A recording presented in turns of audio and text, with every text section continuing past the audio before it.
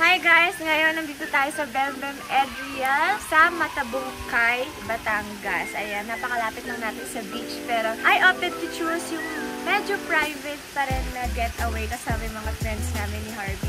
And syempre, itutur ko kayo dito kasi napaka hidden gem neto and bago lang talaga to. So, I think madami rin talaga ang makaka-appreciate sa beauty netong resort na to. Kaya gusto ko siyang i-share sa inyo. Syempre, una pa lang pagpasok na rin natin silang pag-grotto effect para sa mga religious people and mga beliefs na pampaswerte ng business and all.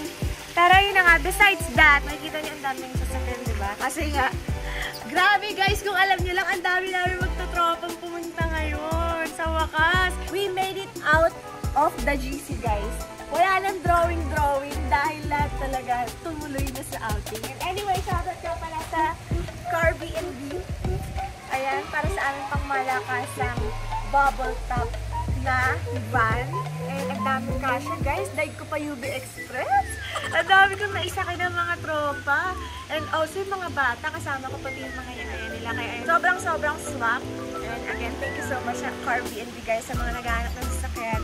The best car rentals in Manila. And syempre, bukod doon sa napakalawak na parking, napakadami sasakyan na makakapatid. Makikita nyo dito guys, meron tayong mini court. Pero ayun, pagkakita dito yung mga boys, mga tropa ni Harvey.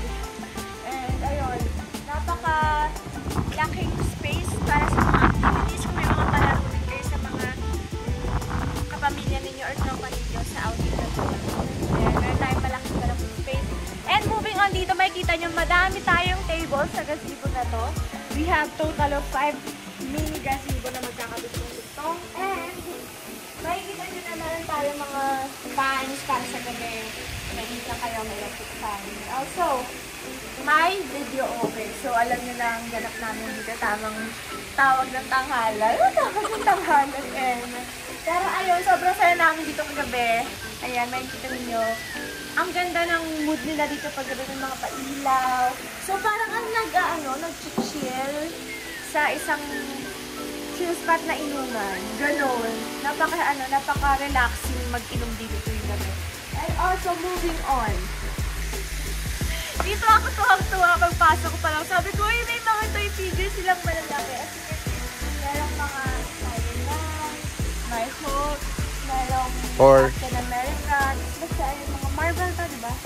Si Iron Man. And then si Iron Man, may mga Marvel. Siyempre, galing sa ating parking lot area na may basketball court. Makikita nyo agad dito ang napakahabang pool. And hindi lang siya basta adult pool.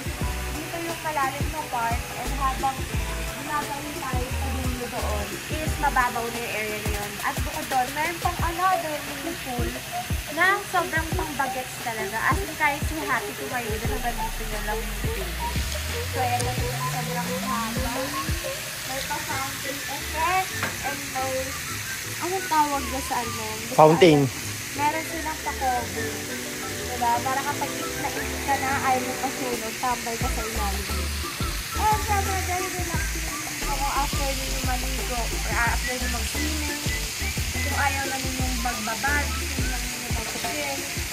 Madami silang mga upuan dito na pwede kayo mag-cellphone, pwede kayo mag-snack time. At syempre, bukod doon sa mga gazebo na public, which is yung napakalaming sunod, meron tayo ditong private na gazebo.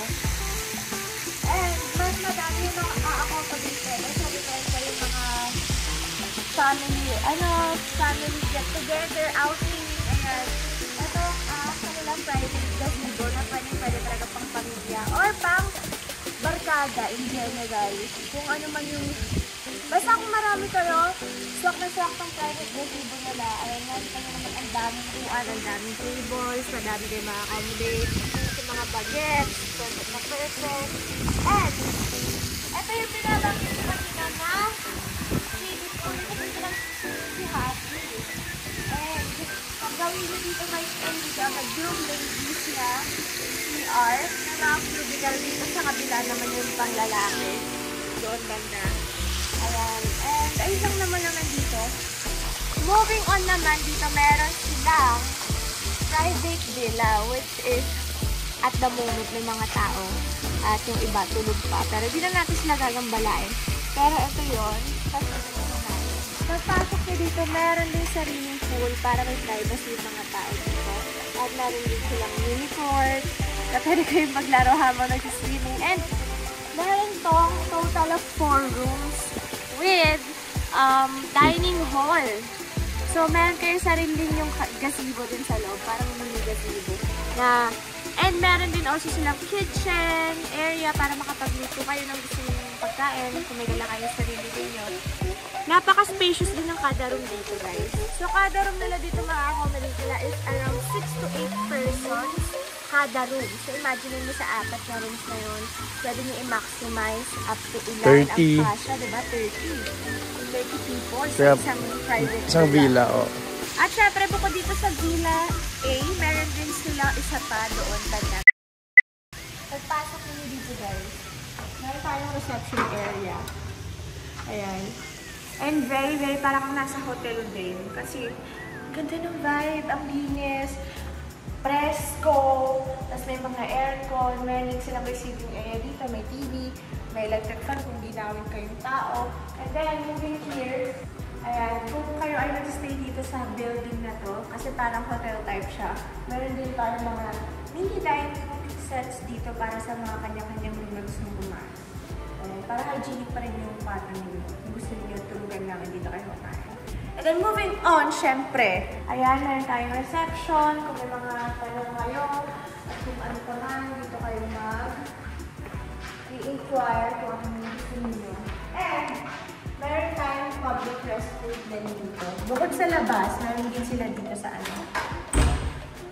Ayan, diba? Napaka-syala yung CR nila, guys. Malinis, mabango at maayos.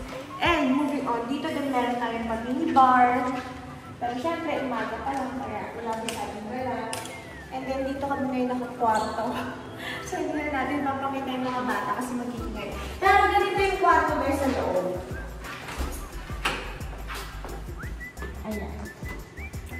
Meron tayong good for 8 persons. Ayan, good for 8 persons ito. Ayan, kasi double deck with pull out, tapos meron pang double bed. And then dito meron din CR. Kanya-kanyang room guys, kanya-kanya din silang CR. So ayan, decent yung CR nila. May shower, may toilet, may sink na maayos, makakaligo kayo ng maayos.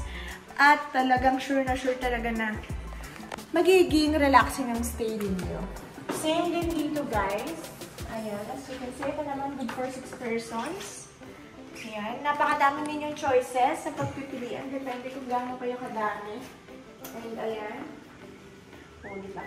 And mapapansin ninyo guys, tignan nyo yung tiles nila, ang kilintab. Maganda yung mga pintura and also yung kanilang mga brands. Talagang fresh na fresh pa kasi nga, literal na fresh pa talaga to guys. As in, bagong tayo lang pala siya. Kaya sobrang happy ko na kami yung nakahanap neto while bagong tayo siya. As in, kami palang nakakapinyag. Ayun. So, naghahanap kayo ng mga affordable but very safe at very convenient na staycation dito sa Matabungkay, Batangas. I-check nyo ito, Bemben Edriel. Dahil napakadami talaga nilang rooms. Perfect na perfect. Hindi na siya basta pang family outing or pang-outing ng mga barkada. Pwede rin siyang maging team building. Alam niyo, yung mga retreat ninyo. And syempre, pag-akit dito guys, share ko din sa inyo. Abot hanggang second floor itong hotel nila. Dito, pag-usap natin dito. Ito yung mga front view na ano eh. Diba? Ang shallow, may pang-ilaw-ilaw, may pang-kulay-kulay din yan. So, good for 6 packs. Decent room para sa mga gamit ninyo. And then may CR din tayo dito. Malawak na CR. Maayos. As you can see guys, maayos yung room, maayos yung CR, maayos yung toilet. Sobrang fresh pa talaga. As in, asaya-saya ko talaga. Kasi, ang hirap makahanap ng convenient na mga staycation or hotels ngayon. Lalo na yung mga malalapit sa beach, parang most of it mga overused na tapos hindi na may maintain ng maayos. At syempre, meron din sila dito. Ayan, paberanda. Diba? And then gusto ko sana yung sa mga room dito sa harapan. Kasi meron kang mapapag-chillan dito. Ganyan, emote! Ganyan, kapi-kapi ka sa umaga or ano, inom-inom ka, ganon. Tapos, kapag may ka-video call ka, dito ka. Sa video call. Pero ayun siya, guys. So, yun yung room dito sa mga paharap na view. Dito naman sa back side ng hotel. Ito yung mga rooms nila. So, ayan siya. Makikita niyo. Diba? Oh. This one naman is good for 12 packs. Ganito yung kinuha naming room sa baba. Meron din sa babang ganito. So, ayun. Kung a family of 12 kayo or kung ano man, ako, tulad ko, kasama ko yung dalawang bata, yung dalawa nilang angels, nag-aalaga sa kanila. Plus, kami ni Harvey, kaya kailangan namin ng malaking space. Perfect na perfect. At tingnan nyo naman, very bukid. Diba? Ang sarap sa mata na ano, very nature vibes. And also, malaki yung CR nila dito, guys, ha? Oh. Diba? Perfect din. Kaya, ayan. Ganto din yung ganap namin sa kwarto namin sa baba. Very spacious. Ang dami ma-accommodate. Actually, same-same lang lahat dito sa taas. Dito sa side, sa likod ng hotel. Itong area na to. Lahat dito, ganito yung kwarto. And then yung kaninang pinakita ko naman, lahat ng mga maharap, which is yung may view sa paberanda sa harap. And then, dito rin sa second floor, meron din sila area for everyone na makapag-chill, nakakain, kung tinatamad kayong bumaba. O yan. Pwede rin dito, and diba? Dito mga ratan set nila. Ganun siya. May TV din. And also, overlooking kayo sa harap, sa may swimming pool area, and meron tayong access pa ba. So, pwede kayo umenter dito. Pwede kayo umexit dito. Ayan. Diba, very good. Very provincial vibes. Napakasarap sa mata. Ang saya. At ayun na nga guys, malibot ko na kayo sa buong Bembem Adrian Matubungkay Resort. Dito lang yan sa Batangas, guys. Kung kayo naghahanap ng matino, safe, at talagang malinis na lugar kung saan kayo magsistay para sa inyong next outing, get together, team building, or retreat, or kahit ano pa mang celebration yan, mapa-birthday or kung ano pa yan. I suggest talaga na mag-book kayo dito sa Bembem Adrian. Na-beat niya yung expectation ko para sa isang hotel resort dito sa Batangas kasi most of the time na pag napupunta kami dito, medyo luma na rin yung place. Pero ito, very refreshing. Ang sarap sa mata kasi nga bagong-bago pa lahat. Talagang malinis. At accommodating yung staff, guys. Yung kailangan ninyo. Na-assist talaga nila kayo. And also, napakadaming malapit na mga kung ano-ano. Accessible ka sa mga convenience store, sa mga bakeries, and sa mga palengke. So, ayun guys, I highly suggest talaga na mag-stay kayo dito kung gusto niyo ng get-together outing. Pero ayun, again, thank you so much sa Bembem Adrian for letting us stay here. Ayan yung page nila sa Facebook. Kung gusto niyo mag-inquire, guys, ayan, madami pa silang slots. Kaya panintayin nyo, habol na kayo dyan. Thank you!